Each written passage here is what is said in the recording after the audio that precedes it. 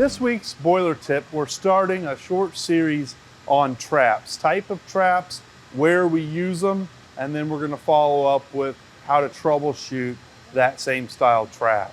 So the first trap we're going to look at is a float and thermostatic. And it's one of my favorite traps because it's versatile and it has great capacity. So let's take a quick look at this one. A float and thermostatic trap basically works by the float rising on the entrance of water, which opens our valve seat and allows that water to exit the outlet. So this trap will remove condensate as soon as it forms.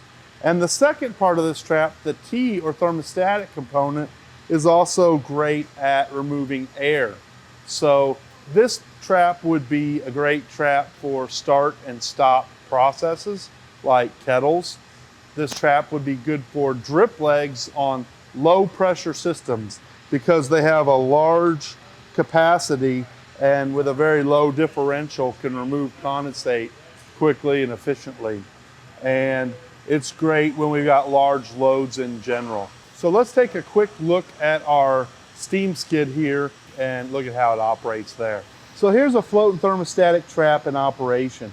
Right now the level is being maintained by this float. It's opening, allowing condensate out at essentially the same rate that condensate's coming in. The thermostatic element I've got valved out so we can momentarily see the benefit of that on this trap. When I open the valve on the thermostatic part of this trap, we'll see the exit of air from the system.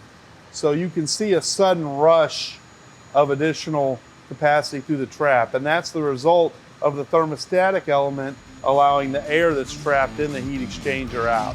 That's what makes it great for start-stop operations.